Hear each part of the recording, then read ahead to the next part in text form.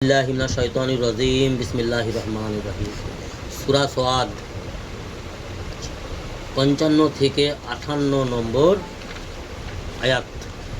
सूरा स्वाद আল্লাহ সুবহানাহু তাআলা কোরআনে মজিদে আল্লাহ কি বলছেন, আল্লাহর কালাম কালামুল্লাহ। আল্লাহ কি বলছেন? আল্লাহ সুবহানাহু তাআলা ইরশাদ করছেন, নিঃসন্দেহে আল্লাহ তাআলা ইরশাদ করছেন, নিঃসন্দেহে অবাধ্যদের জন্য, যারা নাফরমান অবাধ্য আল্লাহর বাগী, তাদের জন্য বড় আযাবের ব্যবস্থা রহিয়াছে, বড় কঠিন শাস্তির ব্যবস্থা আল্লাহ করে রেখেছে। তাদের জন্য বড় মন্দ ঠিকানা রহিয়াছে। যারা নাফরমান, যারা জালিম, এতে কোনো সন্দেহ নেই। আল্লাহ বলছে নিঃসন্দেহে নাফরমানদের জন্য, অবাধ্যদের জন্য অত্যন্ত মন্দ ঠিকানা রহিয়াছে। অর্থাৎ মন্দ ঠিকানাটা কি? দোজখ, জাহান্নাম, নিকৃষ্ট স্থান তাদের জন্য, নাফরমানদের জন্য, অবাধ্যদের জন্য নিকৃষ্ট ঠিকানা রহিয়াছে। এই কোরআনের আয়াতে কি বোঝা যায়? আল্লাহ রব্বুল আলামিন যতটাই রহমান, যতটাই দয়ালু, যতটা ক্ষমাশীল, সেগুলো যারা ক্ষমাকারী হয়, আল্লাহর কাছে যারা ক্ষমা মাগনেওয়ালা হয়, তাদের জন্য গুনার ভাগ অনেক বেশি, নেকির ভাগ অতি সামান্য, তাদের জন্য আল্লাহ দয়ালু, ক্ষমাশীল, জি রহমান। কিন্তু যারা আল্লাহর হুকুমের ধার ধারল না, রাসূলুল্লাহ সাল্লাল্লাহু আলাইহি ওয়াসাল্লামের সুন্নতের পরোয়াই করল না, সমাজে সম্মানের লোভে কাফিরদের কাছে সেজদা করেছে, কাফিরদের কাছে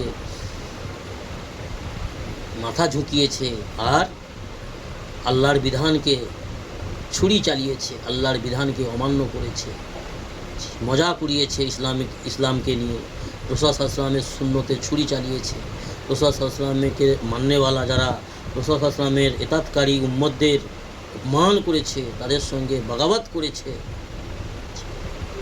আর মুখে কখনো কখনো নিজেকে মুসলমান বলে দাবি করেছে, মুনাফিকি করেছে, কুফরি করেছে, বেদাতি করেছে, সমস্ত প্রকারের অপরাধ অন্যায় বেশুমার করেছে। কিন্তু অবাধ্য, আল্লাহ কলবের সঙ্গে সম্পর্ক আল্লাহর।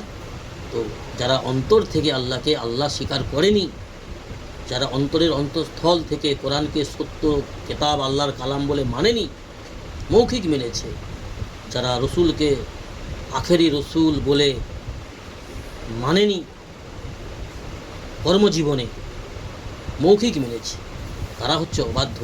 তাদের জন্য অত্যন্ত মন্দ ঠিকানা রহিয়াছে, অর্থাৎ দোজখ, জাহান্নাম, যাহাতে তাহাদিগকে প্রবেশ করানো হইবে, যাহাতে এই অবাধ্য ব্যক্তিরা,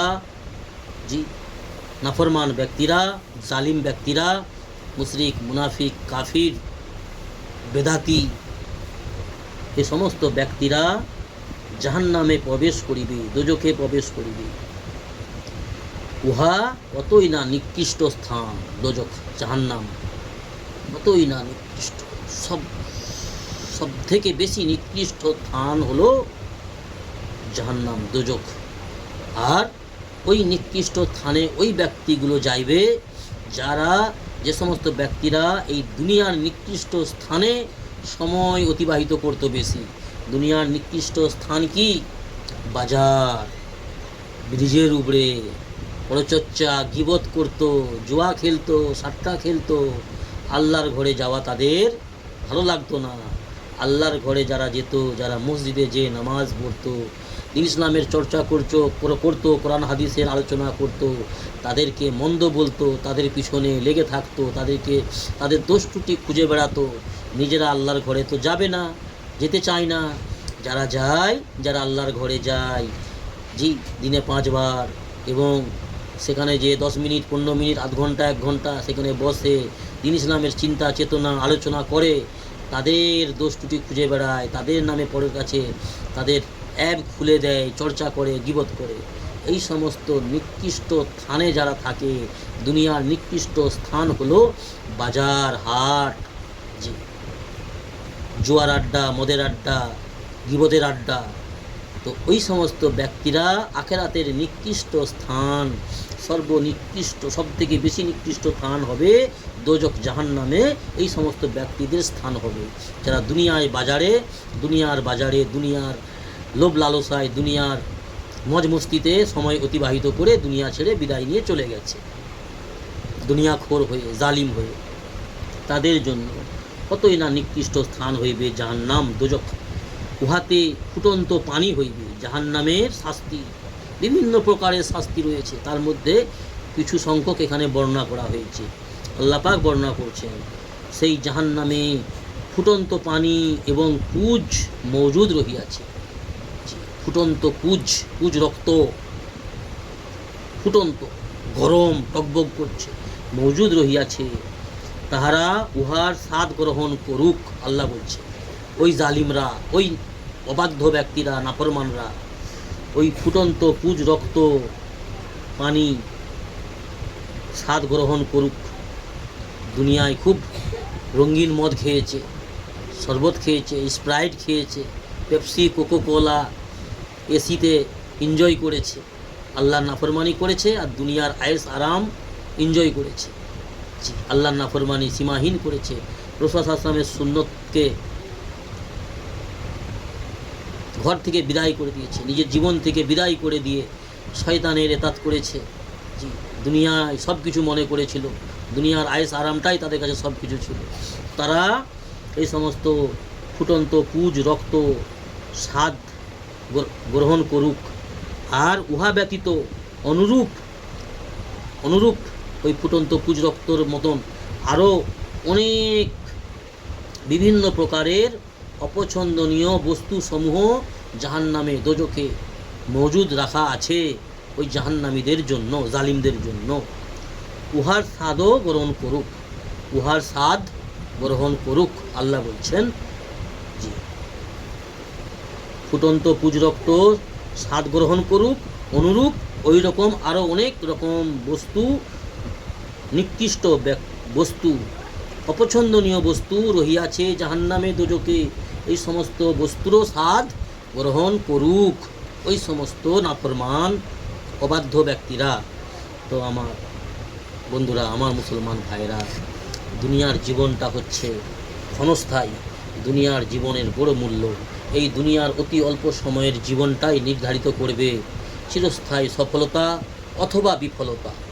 অর্থাৎ আমাদেরকে চিন্তা চেতনা করে চলতে হবে, এই মূল্যবান কিমতি আল্লাহ রাব্বুল আলামিনের দেয়া নেয়ামতকে সঠিকভাবে ইস্তেমাল করে আল্লাহর পথে, দিনের পথে, রাসূলুল্লাহ সাল্লাল্লাহু আলাইহি ওয়াসাল্লামের সুন্নত মোতাবিক জীবন অতিবাহিত করে, বাড়ির ফ্যামিলির জীবন হোক ইয়া ফির বাড়ির বাইরে ব্যবসা, বিজনেস, কাজ কাম, যে কোনো কাজ কাম, বাড়ির বাইরে যে সমস্ত কাজ কাম, বাজারে যাওয়া, প্রয়োজনে বাড়ির সামানপত্র নিয়ে আসার জন্য বাইরে যাওয়া, কাজকামে যাওয়া, উপার্জনের জন্য হালাল তরিকায় উপার্জন করে নিয়ে আসা, এবং অন্যান্য যে সমস্ত কাজ, সমাজসেবী, সমাজের জন্য কাজ করা, রাজনীতি হোক, যে কোনো কাজ হোক, আমাকে এটা দেখতে হবে আমার আল্লাহর আদেশ কি রয়েছে। এই কাজটার জন্য রাজনীতি করি, ব্যবসা করি, বিজনেস করি, সার্ভিস করি, তিজারত করি, এবং সমাজসেবা কাজ করি, এবং বাজারে সবজি আনতে যাই, এই সমস্ত বিষয়ে আমাকে ভাবতে হবে যে এখানে আমার আল্লাহর আদেশ কী রয়েছে, আমার রাসূলুল্লাহ সাল্লাল্লাহু আলাইহি ওয়াসাল্লাম, আমার নবী মুহাম্মদ সাল্লাল্লাহু আলাইহি ওয়াসাল্লামের সুন্নত কী রয়েছে, তার জীবন ব্যবস্থা, তার জীবনের ধারণ কী রয়েছে, আমার জন্য আদেশ কী রয়েছে রাসূলুল্লাহ সাল্লাল্লাহু আলাইহি ওয়াসাল্লামের। এই সমস্ত চিন্তা চেতনা করে আমাদেরকে আমল করতে হবে, তাতে করে আমরা জান্নাতে যাব, আল্লাহর রহমতের ছায়াতে জান্নাতে আমাদেরকে আল্লাহ মকাম দেবে। জাহান্নাম থেকে, এই সমস্ত কঠিন জাহান্নামের আযাব থেকে, মুসিবত থেকে, এই সমস্ত অপছন্দনীয় বস্তু থেকে আল্লাহ আমাদের হেফাজত করবেন। এটা আমাদের বিশ্বাস, চিন্তা চেতনা রেখে নেক আমল করতে হবে। আল্লাহ আমাদের তৌফিক দান করুন, দিন ইসলামের সহি বুঝ, এলেম, জ্ঞান দান করুন এবং সেই মোতাবেক দিন ইসলামের নেক আমল করার তৌফিক দান করুন, ইমানের সহিত মওত দান করুন। আল্লাহুম্মা আমিন। সুবহানাল্লাহি ওয়া বিহামদিহি, সুবহানাকা আল্লাহুম্মা ওয়া বিহামদিকা ওয়া নাস্তাগফিরুকা ওয়া নাতুবু ইলাইক। সুবহানা রাব্বিকা রাব্বিল ইজ্জাতি আম্মা ইয়াসিফুন ওয়া সালামুন আলাল মুরসালিন, আলহামদুলিল্লাহি রাব্বিল আলামিন। যে কোনো দিনের মজমা, দিনের আলোচনা, দিনের কথা যেখানে হবে, আল্লাহ রসুলের কথা, কোরআন হাদিসের কথা যেখানে হবে, সেই কথা আধ ঘন্টা, 40 মিনিট, 1 ঘন্টা, 10 মিনিট, 15 মিনিট দিন ইসলামের আলোচনা চর্চা যেখানে হবে, সেই মজমা শেষ হওয়ার পরে, সেই মজলিস শেষ হওয়ার পরে এই দোয়াটা পড়ে মজলিস থেকে উঠতে হয়, যে দোয়াটা আমি এখনই পড়লাম। সুবহানাল্লাহি ওয়া বিহামদিহি, সুবহানাকা আল্লাহুম্মা ওয়া বিহামদিকা নাস্তাগফিরুকা ওয়া নাতুবু ইলাইক। সুবহানা রাব্বিকা রাব্বিল ইজ্জাতি আম্মা ইয়াসিফুন ওয়া সালামুন আলাল মুরসালিন, আলহামদুলিল্লাহি রাব্বিল আলামিন। এই বিষয়গুলো আমরা মুসলমান দাবি করি, আমরা অনেকেই জানি না, জানা দরকার আর মেনে চলা দরকার। আসসালামু আলাইকুম বন্ধুরা।